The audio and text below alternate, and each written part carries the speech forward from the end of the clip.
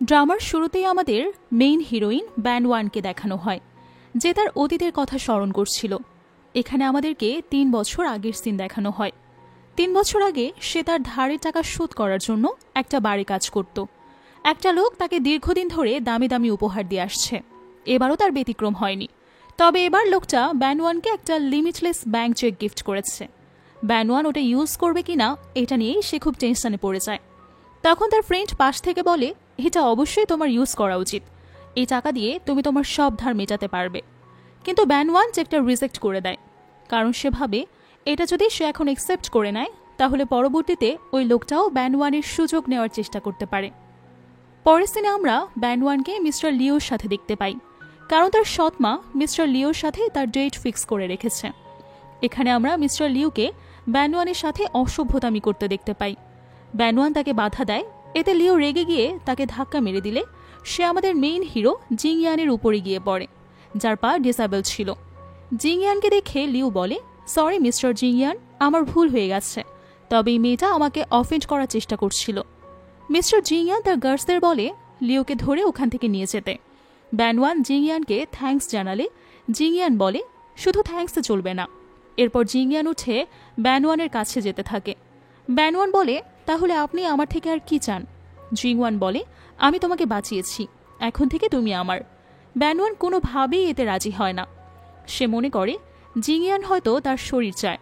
তখন জিংয়ান ব্যানওয়ানের চুলে হাত বুলিয়ে বলে, তুমি আমাকে ভুল বুঝছো, আমি চাই তুমি আমার জন্য একটা ওয়েডিং রিং ডিজাইন করো। তুমি তো ফ্যাশন ডিজাইনার, তাই না? তুমি সেই ডিজাইনার যার করা ডিজাইন মাত্র 11 বছর বয়সে খুব ফেমাস হয়েছিল। ব্যানওয়ান কিছুটা অবাক হয়, কারণ জিংয়ান তার সম্পর্কে অনেক কিছুই জানে। ব্যানওয়ান বলে, মানুষ আমাকে ফেক বলে মিথ্যা এলিগেশন দেয়, আমি নাকি অন্য মানুষের ডিজাইন কপি করি। তখন জিংয়ান বলে, আমি কাজে বিশ্বাসী, মানুষের কথায় নয়। কথা শুনে ব্যানওয়ান ভাবে, আমি শুধু শুধু ভুল বুঝছিলাম, অন্যরা আমার বডিকে গুরুত্ব দিলেও ইনি তো আমার ট্যালেন্টকে গুরুত্ব দিচ্ছেন। নেক্সট সিনে যখন ব্যানওয়ানের বারে কাজ করছিল তখন তার ফ্রেন্ড আসে। সে ব্যানওয়ানকে একটা কার্ড দিয়ে বলে, এই কার্ডটা তোমাকে রুম নম্বর 806 থেকে দিয়েছে। এটা মূলত সেই লোকটা দিয়েছিল যে ব্যানওয়ানকে বিভিন্ন সময় বিভিন্ন ধরনের গিফট দিয়ে আসছে। ব্যানওয়ান বলে, আমি তোমাকে আগেও বলেছি আমি ওনার দেওয়া গিফট অ্যাকসেপ্ট করতে পারবো না, তুমি এটা ওনাকে ফেরত দিয়ে আসো, আর আমার পক্ষ থেকে ওনাকে থ্যাঙ্কস বলে দিও। ব্যানওয়ানের ফ্রেন্ড ওকে বলে সেখান থেকে চলে যায়। এরপর আমরা ব্যানওয়ানকে বৃষ্টিতে ভেতর রাস্তায় হাঁটতে দেখি। তখন জিংওয়ান গাড়ি নিয়ে আসে। ব্যানওয়ানকে গাড়িতে উঠে আসতে বললে ব্যানওয়ান গাড়িতে উঠে যায়। ব্যানওয়ানকে তার স্ট্রেপ মাদার ফোনে টাকার জন্য কন্টিনিউয়াসলি চাপ দেওয়ায় ব্যানওয়ান বাধ্য হয়ে জিংয়ানকে বলে, ডিজাইনের জন্য আমি যা পাবো তারপরও আমার আরও টাকা প্রয়োজন, আমি আপনার সাথে নাইট স্পেন্ড করতে চাই, যেভাবেই হোক 1 সপ্তাহের ভেতর টাকা ম্যানেজ করতে হবে আমাকে, আমার কাছে আর কোনো উপায় নেই। কথা শুনে জিংয়ান বলে, আমি তোমাকে হেল্প করব, তুমি জুয়েলারি ডিজাইনের পাশাপাশি আমার জন্য মার্কেটিং জুয়েলারি ডিজাইন করবে, যেন আমি আমার ব্র্যান্ড ভ্যালু এখনকার তুলনায় আরও 5% পর্যন্ত বাড়াতে পারি। জিংয়ানের এই অফার শুনে ব্যানওয়ান অবাক হয়ে যায় এবং ভীষণ খুশি হয়।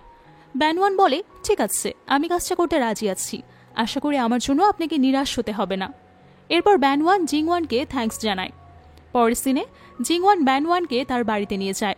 জিংওয়ান তাকে একটা রুম দিয়ে দেয় আর বলে, এখন থেকে এই রুমটা তোমার আর পাশের রুমটা আমার, যে কোনো প্রয়োজনে তুমি আমার কাছে আসতে পারো। ব্যানওয়ান বলে, থ্যাঙ্কস, ভালো কোনো অ্যাপার্টমেন্ট পেলেই আমি সেখানে শিফট হয়ে যাব। পরদিন ব্যানওয়ানের সৎ ভাই ব্যানওয়ানের গ্র্যান্ডমার সাথে খারাপ ব্যবহার করতে থাকে। তখন সেখানে ব্যানওয়ান চলে আসে আর তার সৎ ভাইকে সে চেকটা দিয়ে দেয়, যেটা থেকে ভিআইপি রুম থেকে গিফট করা হয়েছিল। ব্যানওয়ান ওটা দিয়ে তার সব ধার মিটিয়ে দেয়। তবুও তার সৎ ভাই তাকে বাজে কথা বলতে থাকে, এতে ব্যানওয়ান তার ভাইকে মারতে থাকে। ব্যানওয়ানের সৎ ভাই তখন দৌড়াতে থাকে, তখন তার সামনে জিংয়ান চলে আসে। ব্যানওয়ান জিংয়ানকে গাড়ির বাইরে না আসার জন্য ইশারা করে দেয়, যেটা দেখে জিংওয়ান ওখান থেকে চলে যায়। পরের দিনে যখন ব্যানওয়ান বাড়ি কাজ করছিল তখন তার সৎ ভাই এসে তাকে জানায় সে যে চেক দিয়েছে সেটা ফেক, আজ রাতের মধ্যেই টাকা ব্যাক না করলে সে গ্র্যান্ডমাকে জেলে পাঠিয়ে দেবে। ব্যানওয়ান বলে, আমি রাতের ভেতর তোমার ধার শোধ করতে পারবো না। কথা শুনে তার সৎ ভাই রেগে যায় আর ব্যানওয়ানকে বাইরে এনে বলে, টাকাটা যেহেতু দিতে পারবে না তাহলে আমি যা বলবো তোমাকে তাই করতে হবে, সবার সামনে এক এক করে নিজের সব কাপড় খুলে ফেলো, সবাই তোমাকে দেখে মজা নিবে। কিন্তু কিছুক্ষণের ভেতর ওখানে জিংয়ান এসে ব্যানওয়ানকে বাঁচিয়ে নেয়। সে ব্যানওয়ানের ভাইকে টাকা দিয়ে জিংয়ানকে ওখান থেকে নিয়ে চলে যায়। পরদিন ব্যানওয়ান আর তার ফ্রেন্ড ট্যাং ট্যাংয়ের কাছে যায় আর একটা জুয়েলারি ডিজাইন মিটিংয়ে অ্যাটেন্ড করতে যায়। সেখানে মিস্টার কান আর মিস্টার সেন আসে। তাদের মধ্যে একজন ছিল জিংয়ানের ছোটবেলার ফ্রেন্ড। কথাবার্তার এক পর্যায়ে সে জিংয়ানকে ফোন করে আর ফোনটা টেবিলের উপর রেখে দেয় যেন সে সবার কথা শুনতে পারে। তখন অন্যজন ব্যানওয়ানকে জিজ্ঞেস করে তার কোনো বয়ফ্রেন্ড আছে কিনা। উত্তরে ব্যানওয়ান জানায় তার কোনো বয়ফ্রেন্ড নেই, যেটা শুনে জিংওয়ানের একদমই ভালো লাগে না। সে ভাবে ওর পেছনে দেওয়া এতদিনের এফোর্ট কোনো কাজেই আসেনি। এরপর মিটিং শেষে ব্যানওয়ান আর ট্যাং ট্যাং তাদের বাড়িতে চলে যায়। বাড়ি ফিরে ব্যানওয়ান দেখে জিংয়ান তার রুমেই বসে আছে। এখানে তারা একে অপরের সাথে কথা বলতে থাকে আর কথাবার্তার এক পর্যায়ে তাদের মধ্যে রোম্যান্টিক মোমেন্ট ক্রিয়েট হয় আর তারা ইন্টিমেট হয়ে যায়। পরদিন সকালে ব্যানওয়ানকে একটা মেডিসিন খেতে দেখে জিংয়ান জিজ্ঞেস করে এটা কিসের মেডিসিন। ব্যানওয়ান বলে বার্থ কন্ট্রোল পিল।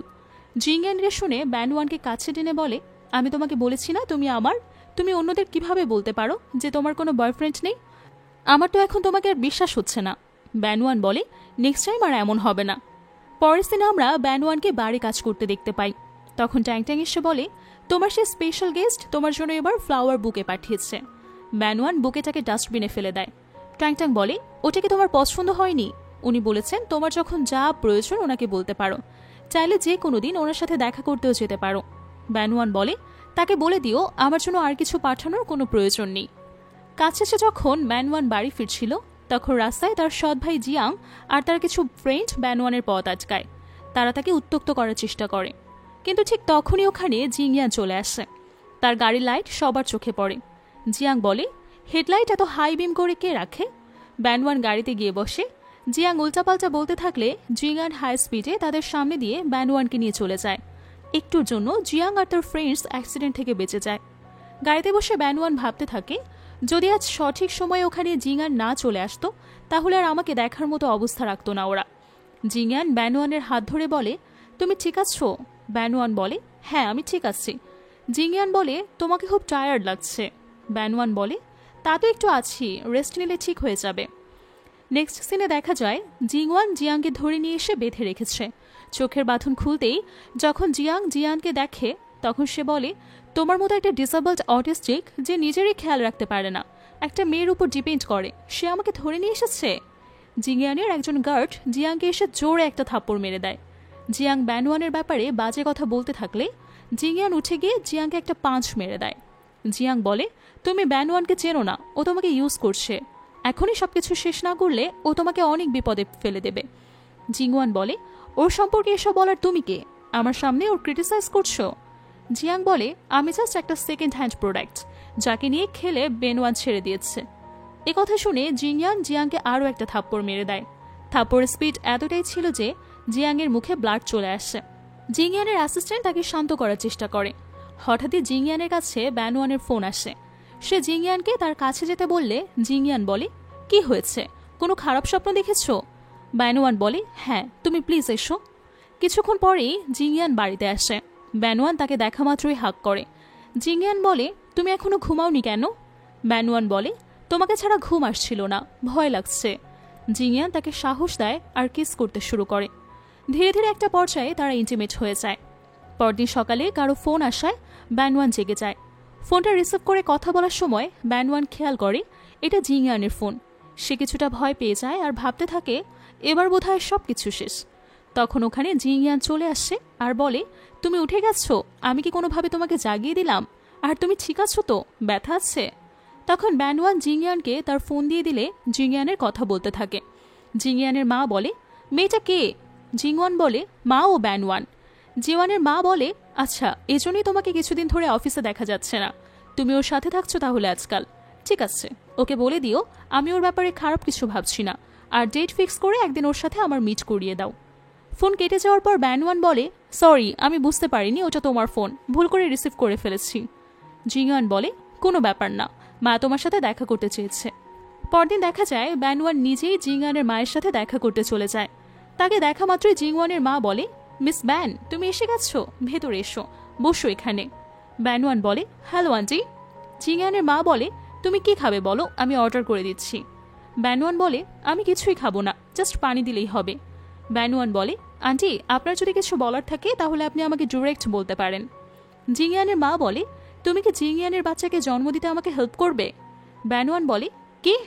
জিংয়ানের মা বলে, আমি বুঝতে পারছি, আমার কথা বুঝতেই তোমার একটু প্রবলেম হচ্ছে। আসলে জিংয়ানের গ্র্যান্ডমার শরীর খুবই খারাপ। অনেকদিন যাবৎ উনি বেডে পড়ে রয়েছেন, শুধু মেডিসিনের উপরেই উনি বেঁচে আছেন, আর এটাই ওনার লাস্ট ডেজ ওনার গ্র্যান্ডসনকে দেখার জন্য। জিংয়ানের বয়স 28 বছর, কিন্তু এখনও বিয়ের ব্যাপারে কিছুই ভাবেনি। আর তাছাড়াও প্রথমবারের মতো কোনো মেয়েকে পছন্দ করেছে, আর সেটা হচ্ছে তুমি। এটা জেনে আমার খুবই ভালো লাগছে। আমি তোমাকে আমার ডটার ইন ল বানাতে চাই। আমি চাই না আমার মাদার ইন ল তার গ্রেট গ্র্যান্ডসনকে না দেখেই চলে যাক।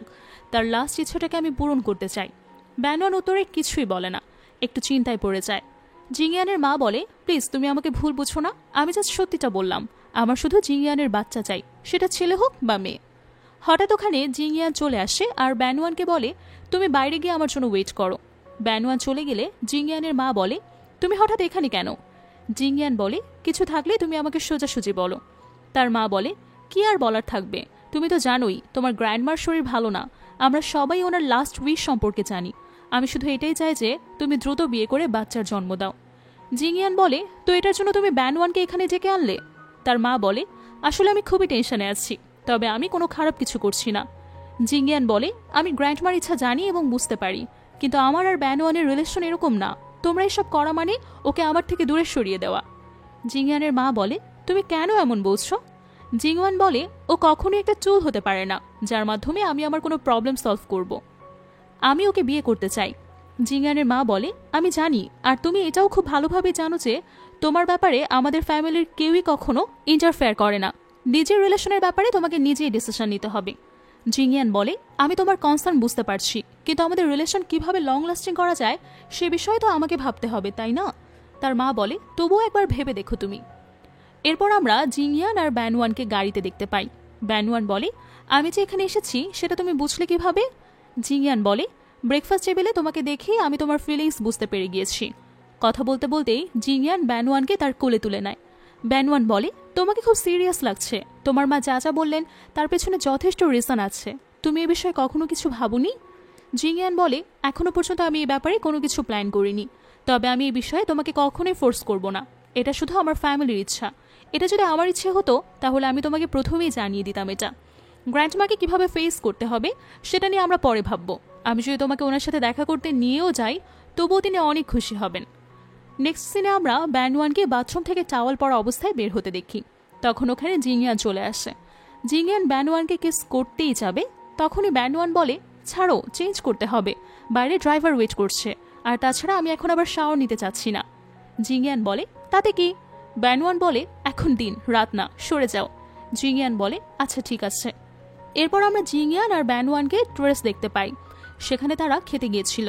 ব্যানওয়ানকে দেখে হঠাৎ একটা লোক এখানে এসে বলে, ম্যাম, আমি কি আপনার নাম জানতে পারি? আপনাকে কেমন চেনা চেনা লাগছে আমার, বোধহয় আগে কোথাও দেখেছি।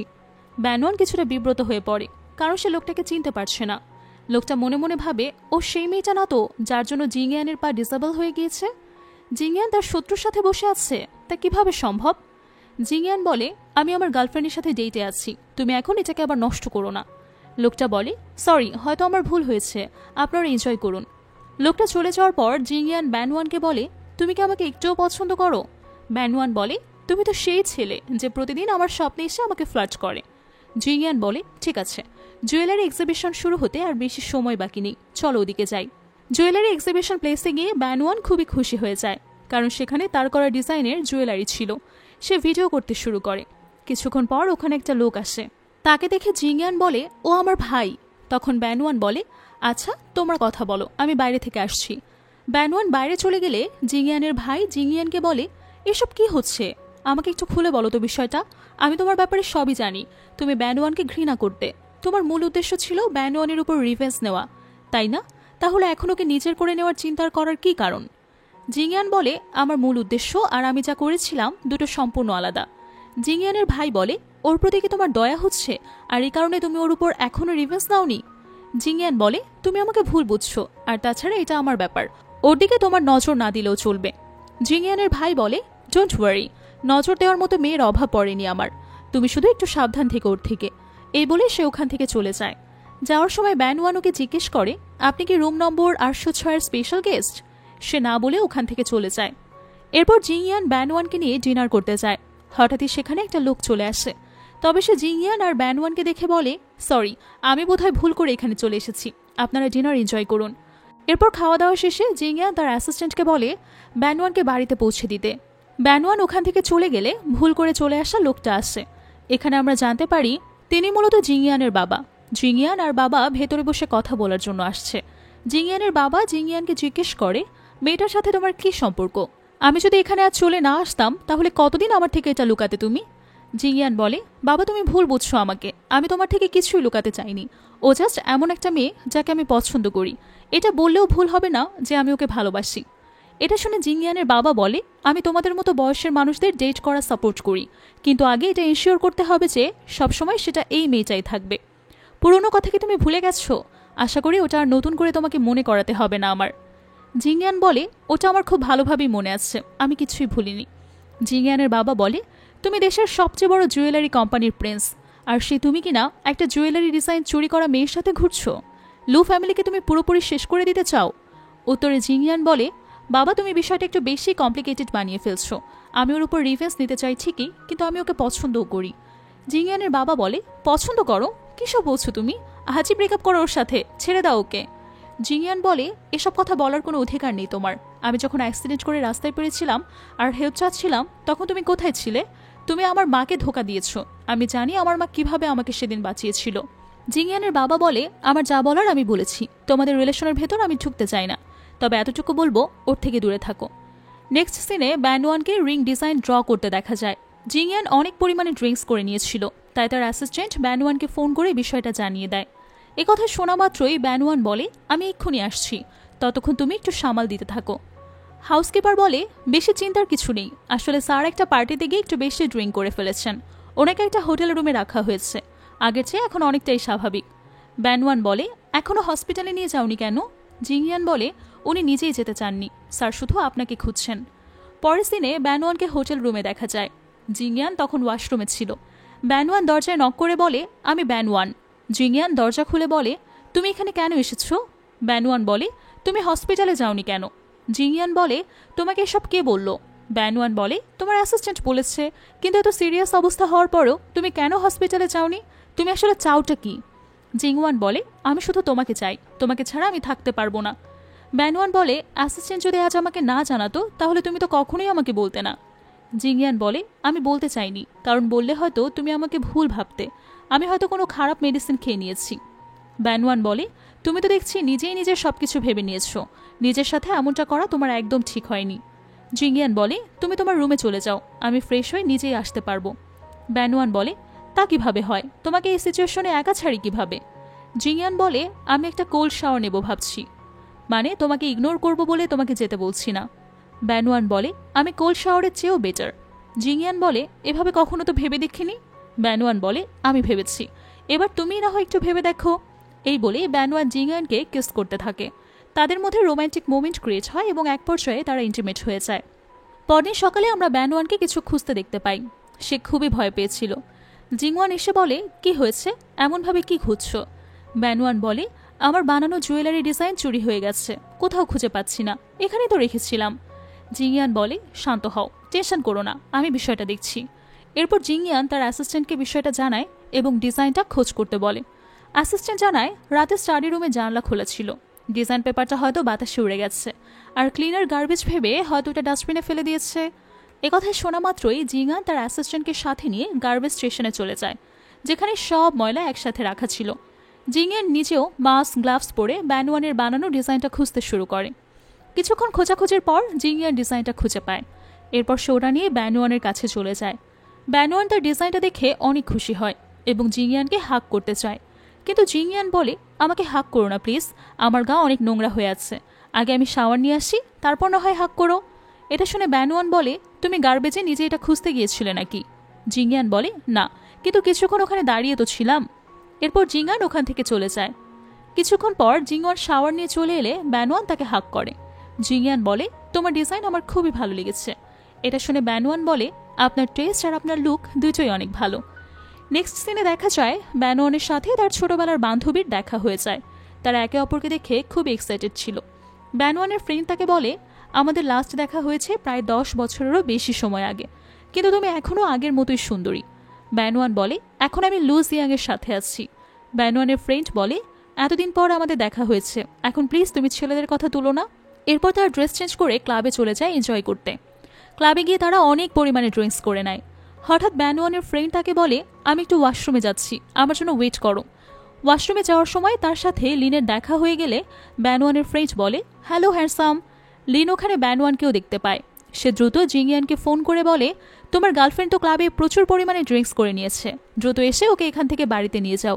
জিংয়ান বলে, তুমি একটু ওর খেয়াল রাখো, আমি এক্ষুনি আসছি। জিংয়ান যখনই ক্লাবে পৌঁছায়, লিন বলে, আমি এখন আসি, তুমি ওকে সামলাও। এই বলে ওখান থেকে চলে যায়। জিংয়ান ব্যানওয়ানকে জিজ্ঞেস করে, তুমি আদৌ আমাকে চিনতে পারছো? আমি কে? ব্যানওয়ান অনেক ড্রিঙ্কস করে নিয়েছিল। সে বলে, কে তুমি? ছাড়ো আমাকে। জিংয়ান বলে, নিজের চোখ খোলো আর দেখো আমি কে। জিংয়ান ব্যানওয়ানকে কোলে তুলে রুমে নিয়ে আসে। বেডে শুয়ে দিয়ে জিংয়ান ব্যানওয়ানকে বলে, চোখ খুলে আমার দিকে তাকাও, তুমি এটা কিভাবে করতে পারলে?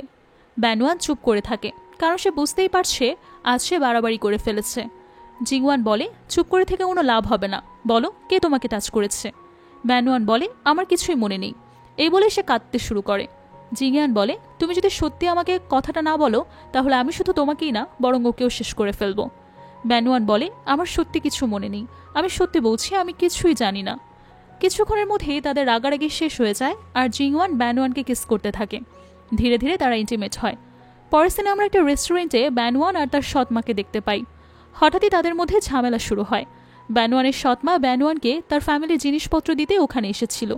শেষমেশ ব্যানওয়ান ওগুলো পেয়ে গেলে সে ওখান থেকে চলে যায়। নেক্সট সিনে ব্যানওয়ান জিয়াংকে অনেক কল করে আর মেসেজ করে, কিন্তু জিংয়ান কোনো রেসপন্স পায় না। হঠাৎ জিংয়ান দরজায় নক করে। ব্যানওয়ান দরজা খুলতেই তাকে জিজ্ঞেস করে, কি ব্যাপার, ফোন ধরছিলে না কেন? জিংয়ান বলে, তেমন কিছুই না, ফোনের চার্জ শেষ হয়ে গেছে। এরপর আমরা ব্যানওয়ানকে একটা ক্লাবে দেখতে পাই। ওখানে সে লিনের সাথে দেখা করতে চায়। ওখানে জিংয়ান আর তার ভাই শেনও ছিল। ব্যানওয়ান তাদের সব কথা লুকিয়ে শুনে নেয়। যেখানে শেন বলছিল, জিংয়ান তুমি ব্যানওয়ানকে কবে ছাড়ছো? মানে আমি বলতে চাচ্ছি এই ড্রামা কবে শেষ করবে? এতে জিংয়ান বলে, বাজে কথা বলো না।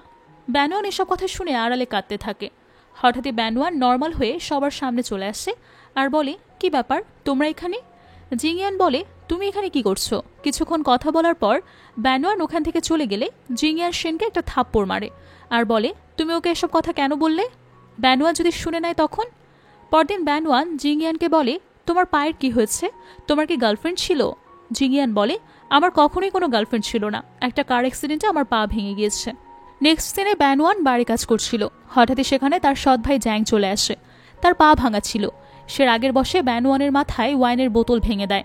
ফলে ব্যানওয়ানের পুরনো সব কিছু মনে পড়ে যায়, কিভাবে জিংয়ানের পা ভেঙেছিল আর কিভাবে সবকিছু ডিসেবলড হয়েছিল সেটাও তার মনে পড়ে যায়। জ্যাং বলে, তুমি নিজের ব্যান্ডেজ করিয়ে নিও। হসপিটাল থেকে বাড়ি ফিরতেই জিংয়ান আর ব্যানওয়ান ইন্টিমেট হয়। পরদিন সকালে ব্যানওয়ান একটা দুঃস্বপ্নের কারণে আচমকা ঘুম থেকে উঠে যায়।